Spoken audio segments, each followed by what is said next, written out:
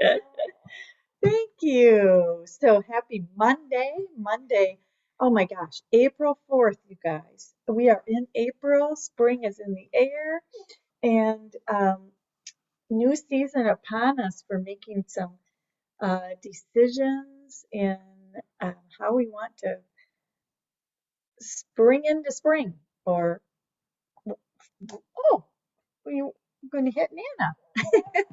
Um, so anyhow, anything you're thinking about that you would like to mastermind on. Oh, we got some snow going on over in Minneapolis. We had that here yesterday and the day before a little bit. All right. Anybody have a topic that you're thinking about as you move forward?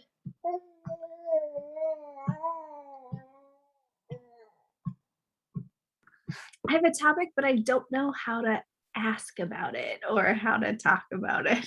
So, Okay. Oh, we'll figure it out. That's yeah, what here. We can figure it out. Just give us yeah. a little tidbit and we'll get there. We'll help you get there. Like, so knowing that that it could be that a change could be the best for everybody involved, but the means to get to the change are not there. So then deciding, like, is it better to stay in the same situation when it's better for everybody if there's change? Or do you decide to change and take the leap even though you don't know what it looks like and it doesn't necessarily make sense in all of Mm. the ways? Ooh, I love this is a great question because it really gets into um, the nuts and bolts of life, right? And we're I this is a great place to connect with your heart, Mhm. right? And can you drop let go of this, everything Mhm. we process, right? And drop into um oh hi Bugs, thank you.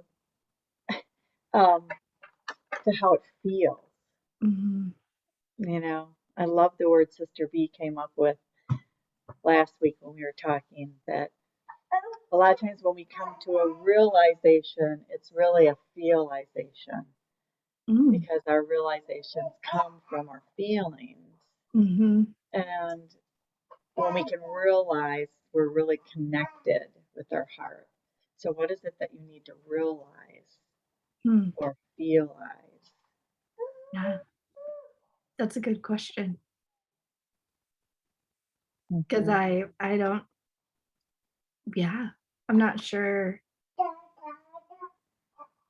That makes it like I'm not sure if we've been asking this the right questions. So, Mhm.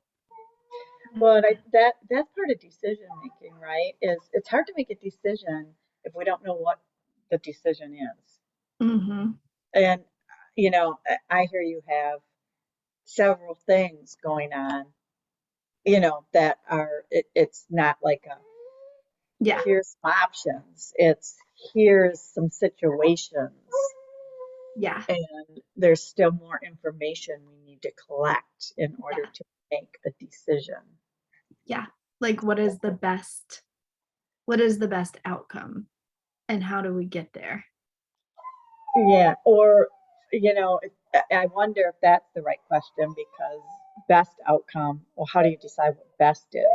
Mhm. So maybe it's start with what else do we need to know before we can make a decision, Yeah, yeah, yeah. or what's on our hearts? What are our hearts telling us about our current situation?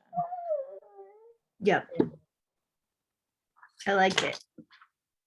Anybody else have thoughts for Susie on that topic? I think Nicole's typing over there. I my first thought is what I do is think tank, and I put pen to paper, and it ends up kind of being like, for me, the quick way that I do it is like pros and cons.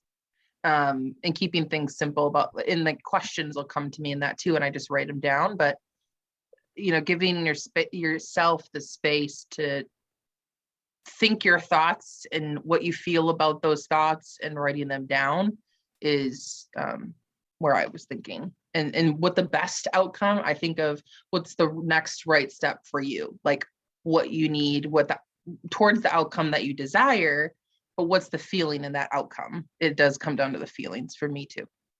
Mhm. Yeah. Yeah.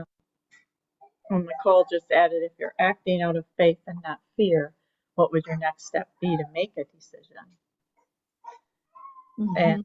yeah, so true. It's because, before we have to make a decision, a lot of times we start thinking instead of being.